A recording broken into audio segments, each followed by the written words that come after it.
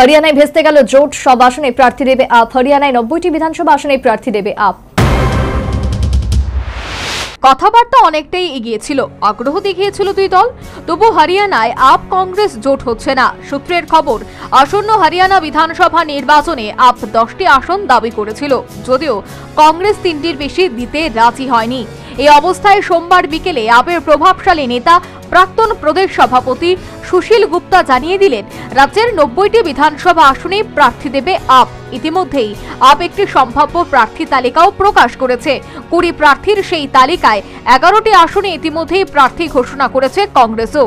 এদিন সুশীল গুপ্তা বলেন, খুব শিগগিরই দ্বিতীয় তালিকা প্রকাশ করা হবে।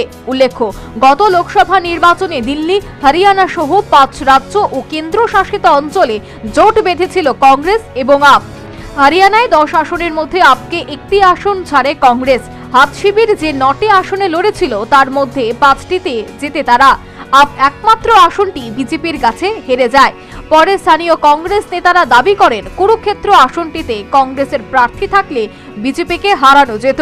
যদিও বিধানসভা নির্বাচনে পুরনো তর্জা ভুলে নতুন করে জোটের দিকে এগোচ্ছিল কংগ্রেস ও আপ।